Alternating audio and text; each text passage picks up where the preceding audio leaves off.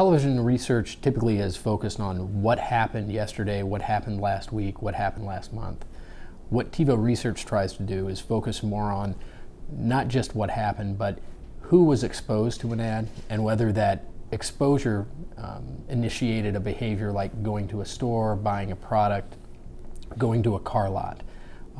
Taking the analysis a little bit further, instead of just what happened, to was it effective in driving the advertiser's desired goal, sell more stuff. We have about 2.3 million homes in a single source panel, which means all the data comes from the individual house, be that purchase data, television viewing data, mobile data, online data. And what we do is link it at the household level to gather insight that's unavailable if you're using Fusion or if you're using modeling techniques. Gives you much lower error margins associated with the things you pull out of the research. We have CPG clients like Procter & Gamble.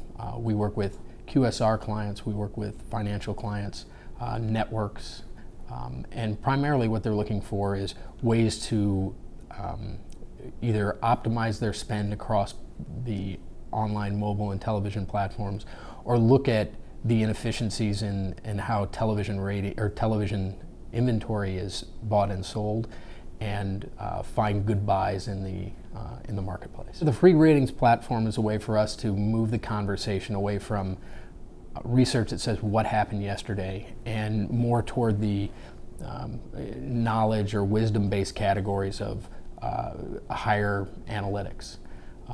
The free ratings we think are base level ratings. Those are age, sex demos across all the programs. We'll do this on a live and a live plus 7-day basis. But again, we think that conversation is not very valuable. It just tells you what happened. We're trying to get people to focus on much more interesting questions. You know, how do we use advertising to drive behavior for advertisers? So tell us about the offering. When is it available? Who do you expect to use it? Who can use it? And tell us, I know it's not available quite yet, but what's the plan? Sure, the plan is to have it available in Q1, and it will be available online. We have well over 200 people who have signed up in the last 3 or 4 days across networks, advertising agencies, press, individuals who are interested in ratings. And the idea is to make this available for free, and people can use it any way they see fit. And we're hoping that when they look at how we create these ratings and how accurate they are, that they'll look at some of our more interesting products that we charge for. We think the consolidation and the competition in the space is fantastic. I think if you look at television ratings, it's hard to examine it and think things have changed much in the last 70 years. We're still using the same methodologies. Data collection techniques have improved a little bit, but it's still very small panels. Even nationally, it's 20-some thousand families that are producing data on which the entire $70 billion industry is based. We think with the consolidation and renewed competition that you'll see ratings information and research very similar to what's available online and mobile. Money is moving away from television. We think with better research we can get money to come back, because at the end of the day, the idea that you're spending more on a cost per thousand basis to reach an audience on a mobile phone with a 4-inch screen where the video is not very good, compared to a 70-inch screen on television with a 30-second video with no clutter, where the advertisers spent sometimes millions of dollars on the creative. The idea that the mobile ad is worth more compared to the television ad, it doesn't make any sense. And we think the big reason that that's happened is because the research and the analytics that are available are not nearly as good on television as they are for mobile and online. We hope to change that with our offering. We think more competition in the space will do that.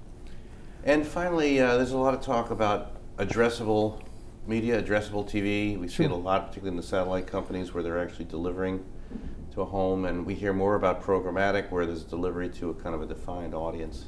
Sure. How does your research work in that world? Sure, I think you will always have in television for the foreseeable future events that the demand for the advertising outstrips the supply, in which case the Super Bowl, the Emmys, the Oscars, certain sporting events, in some cases news, you're going to have a traditional sale where demand says what happens with pricing. I think you also will have contextual sales. People want to advertise in morning news, talk shows. They want to advertise in some of the primetime shows.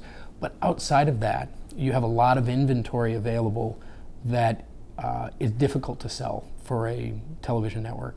And the idea of programmatic, where instead of selling a particular program at a particular time, you're selling an audience, access to adults 25 to 54 who make a certain amount of money and who have presence of children in the household. That's interesting to Universal Studios. And they'll pay more for that than they would for just the traditional adults 25 to 54.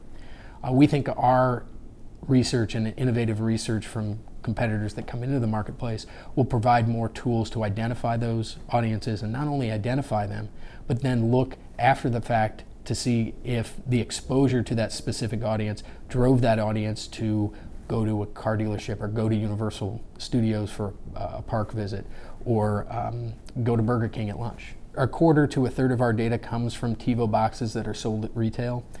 We have about a third of the data that comes from independent third parties, cable operators, that allow us to match directly to the homes. And then about a third come from Tivo boxes that are deployed by cable operators throughout the United States. And they're pervasive, the Tivo boxes. We have, again, several million, 4 or 5 million boxes are out there. When we pull the boxes together and look at the representative nature of the various boxes, we come down to about 2.3 million homes that are in our single source panel that we use for all our research.